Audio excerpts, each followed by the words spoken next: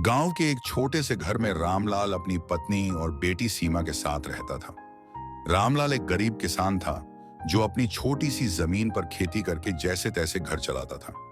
उसकी पत्नी सुनीता एक साधारण गृहिणी थी जो हर सुख दुख में उसका साथ देती थी। उनकी इकलौती बेटी सीमा पढ़ने में बहुत होशियार थी और हमेशा अपने स्कूल की पहली आने वाली छात्रा थी। सीमा का सपना था कि वह डॉक्टर बने और अपने गांव के गरीब लोगों का इलाज करे। सीमा जब 8 साल की थी तब उसकी मां अमृता को एक गंभीर बुखार हो गया था। गांव में कोई अच्छा डॉक्टर नहीं था, इसलिए रामलाल को उसे शहर के अस्पताल ले जाना पड़ा। पैसों की कमी और इलाज में हुई देरी की वजह से सुनीता की हालत और बिगड़ गई। तब जाकर सीमा ने पहली बार महसूस किया कि अगर उनके गांव में एक अच्छा डॉक्टर होता तो उसकी मां को इतनी तकलीफ नहीं झेलनी पड़ती। उसी दिन उसने ठान लिया कि वह डॉक्टर बनेगी और गांव में मुफ्त इलाज करेगी कि कोई और उसकी मां की तरह तकलीफ न सहे। जब सीमा ने गांव में यह बात कही कि वह डॉक्टर बनना चाहती है तो लोग हंसने लगे। गांव की औरतों ने कहा, लड़कियों का काम घर संभालना होता है, पढ़ाई लिखाई से क्या फायदा। गांव के कुछ पुरुषों ने रामलाल को सलाह दी, बेटियों को ज्यादा पढ़ाना ठीक नहीं, शादी कर दो वरना सिर पर बोझ बन जाएगी। सीमा को यह बातें बहुत बुरी लगती थीं, लेकिन उसके माता पिता ने हमेशा उसका हौसला बढ़ाया। रामलाल ने कहा, अगर मेरी बेटी डॉक्टर बनना चाहती है तो मैं उसकी हर संभव मदद करूंगा। लेकिन समस्या सिर्फ समाज की नहीं थी, सबसे बड़ी दिक्कत थी पैसों की कमी। सीमा को आगे की पढ़ाई के लिए शहर जाना था, लेकिन रामलाल के पास इतने पैसे नहीं थे। फिर भी उसने हिम्मत नहीं हारी। उसने गांव के कुछ पढ़े लिखे लोगों से सलाह ली। उन्होंने बताया कि अगर सीमा अच्छे अंकों से पास होगी तो उसे छात्रवृत्ति मिल सकती है। सीमा ने और भी मेहनत करनी शुरू कर दी। वह दिन रात पढ़ती और हर परीक्षा में अच्छे अंक लाती। उसकी मेहनत रंग लाई, सरकारी छात्रवृत्ति मिल गई। अब उसे शहर के मेडिकल कॉलेज में दाखिला मिल सकता था। लेकिन मुश्किलें यहीं खत्म नहीं हुई। जब गांव वालों को पता चला कि सीमा शहर जाकर पढ़ेगी तो उन्होंने रामलाल पर दबाव डालना शुरू कर दिया।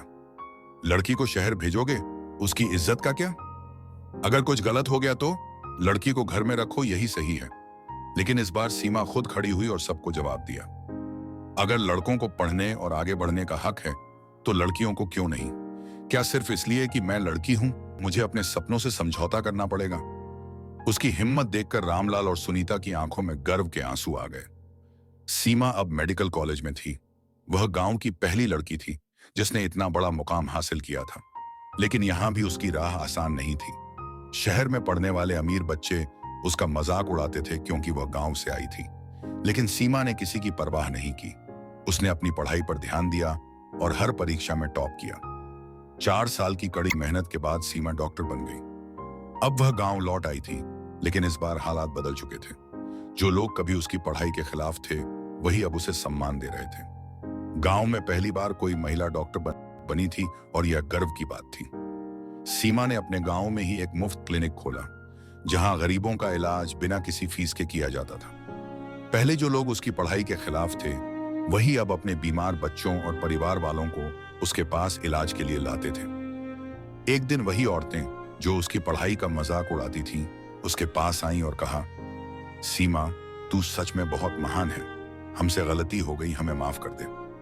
अगर आप अपनी बेटियों को भी पढ़ने का मौका देंगी तो यही मेरी सबसे बड़ी जीत होगी। धीरे धीरे गांव की सोच बदलने लगी। अब हर माता पिता अपनी बेटियों को पढ़ाने लगे ताकि वे भी सीमा जैसी बन सकें। सीमा की कहानी हमें यह सिखाती है कि अगर हिम्मत और मेहनत हो तो कोई भी सपना पूरा किया जा सकता है। समाज कितनी भी रुकावटें डाले, लेकिन अगर विश्वास मजबूत हो तो सफलता जरूर मिलती है।